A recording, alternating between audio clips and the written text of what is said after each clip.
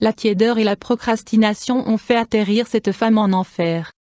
C'était la nuit où je priais pour demander au Père comment était ma marche, car j'ai toujours demandé au Père comment j'allais dans ma marche avec lui. Y a-t-il quelque chose sur lequel je dois travailler ou quelque chose que je peux améliorer en tant que croyant en Christ? Nous devons faire tout le temps pour vérifier notre marche avec Christ. Alors j'ai demandé au Père, pouvez-vous s'il vous plaît me montrer s'il y a quelque chose sur lequel je dois travailler? Cette nuit-là, je suis allé me coucher et j'ai eu une expérience hors du corps où j'ai senti mon esprit sortir de mon corps et je me suis vu dormir. Je veux dire quand vous êtes dans l'esprit, vous pouvez encore sentir vos mains, vous pouvez encore sentir, vous pouvez encore goûter, vous pouvez encore voir, sauf que ces sens dans l'esprit sont amplifiés. Vous pouvez aussi d'autres êtres spirituels, comme quand j'étais dans l'esprit j'ai vu des anges et j'ai vu un démon. Je savais que j'étais aux côtés du Seigneur parce que j'ai vu le Seigneur.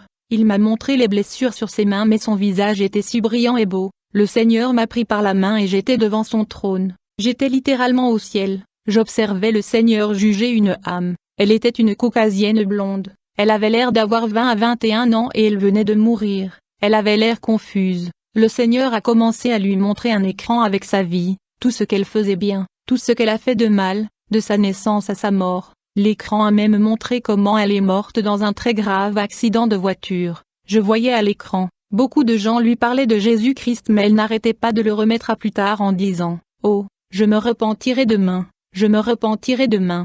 Elle s'est fait baptiser, mais plus tard elle a rétrogradé encore. Et de suite comme un chrétien tiède, elle servait souvent le Seigneur, puis retournerait dans le monde et vivait comme elle voulait vivre et elle continuait à procrastiner. Dans son cœur elle n'arrêtait pas de dire « Eh bien, je me repentirai de mes péchés demain, je servirai Dieu demain ». En conséquence, elle a continué à procrastiner et repousser pour demain la repentance, et tout d'un coup, un jour, elle est morte dans un accident de voiture. Elle ne s'attendait pas à la mort à cette époque de sa vie, et elle s'est tenue devant le siège du jugement du Christ. J'ai entendu le Seigneur qui lui disait ceci: tu me connaissais, tu connaissais mon évangile, tu connais mon fils Jésus, tu sais que Jésus-Christ est Dieu. J'ai envoyé des serviteurs pour t'avertir de te repentir, et je t'ai appelé à revenir à moi plusieurs fois. Pourquoi n'as-tu pas répondu à mon appel? La jeune fille se tenait là avec un visage vide. Elle n'arrêtait pas de dire au Seigneur: je suis désolée, mais laissez-moi vous dire quelque chose. Je suis désolée ne marchera pas quand vous mourrez dans l'iniquité. J'ai regardé la fille et mon cœur se brisait pour elle, car je savais qu'elle allait être son destin. Le Seigneur lui a dit à nouveau: pourquoi n'avez-vous pas répondu à mon appel quand j'ai frappé à ton cœur? Pourquoi n'as-tu pas répondu? Pourquoi n'es-tu pas venu à moi alors que je t'ai appelé plusieurs fois? Je t'ai envoyé serviteur après serviteur et pourtant tu as refusé d'écouter, tu as choisi de vivre comme tu veux vivre. Puis je me souviens de ces paroles qu'il lui a dites: tu dois comprendre que je ne peux pas être en présence du péché, le péché est une abomination à mes yeux et je ne peux pas laisser le péché au paradis. Il lui dit: le péché est impur et souillure, et le ciel est saint, Dieu est parfait, je suis parfait, je suis saint, mes anges sont saints, le ciel est saint, mes saints justes sont saints, et ils ne peuvent pas être dans la présence du péché. Puis le Seigneur lui a donné la parabole du vieux vin et du nouveau vin. Comment le vieux vin et le nouveau vin ne peuvent pas se mélanger, le vieux vin représentant le péché, le nouveau vin représentant la justice, et la même chose avec le tissu. Le vieux tissu ne peut pas se mélanger avec un nouveau tissu. Le vieux tissu représente le vieil homme qui est le péché, le nouveau tissu représente la justice. Le tissu me rappelle le tissu que Jésus a été enterré dans la tombe. Le tissu noir peut représenter le jugement si vous lisez les Écritures. Le drap blanc représente la justice et la sainteté. Le Seigneur expliquait que vous ne pouvez pas mélanger le vieux vin et le vin nouveau et le vieux tissu avec le nouveau tissu. De plus, un bon arbre ne peut pas produire de mauvais fruits et un mauvais arbre ne peut pas produire de bons fruits. Un arbre corrompu ne peut pas produire de nourriture bonne et juste. Dieu lui dit: tu sais que tu as eu beaucoup d'opportunités de se repentir, mais moi je ne peux pas être en présence du péché et tu es du péché. Puis il lui dit: passe derrière moi, Satan.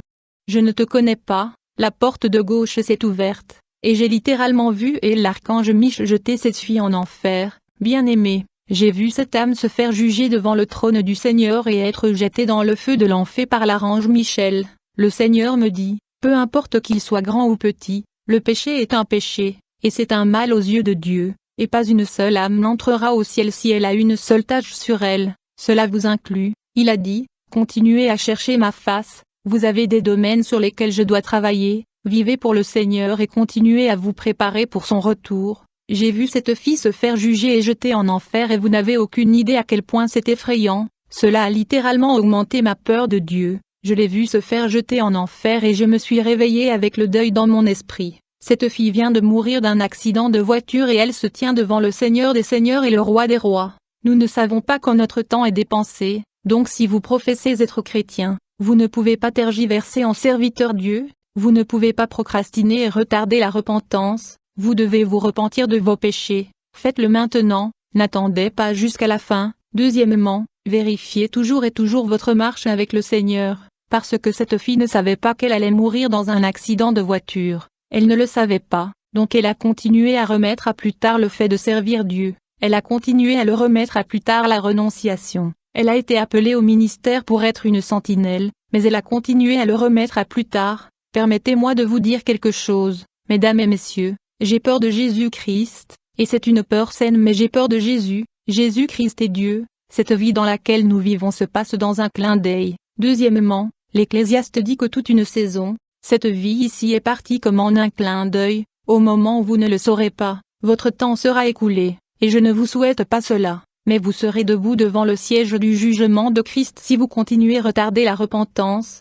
je veux dire, c'est un sentiment effrayant, vous comprenez ce que je dis, j'étais là à regarder cette fille se faire juger et ça aurait pu être moi devant le siège du jugement de Christ, ça aurait pu être vous ou n'importe qui d'entre nous, c'est un sentiment effrayant, c'est très effrayant, alors s'il vous plaît, si vous n'avez pas consacré votre vie à Christ, s'il vous plaît faites-le maintenant, vous ne pouvez pas servir deux maîtres, vous servez le Seigneur, ou vous servez Satan, il n'y a personne entre cela, cette expérience a changé ma vie, vous ne pouvez pas imaginer. J'espère que cela vous édifie, et comme toujours, testez les esprits, demandez conseil à Jésus-Christ sur ce que je vous ai rapporté, il nous dit à tous de vérifier notre marche avec lui, et pour s'assurer que nous faisons ce qu'il veut que nous fassions, que nous vivons pour lui, de sorte qu'à son retour, nous n'ayons aucune tâche sur nous,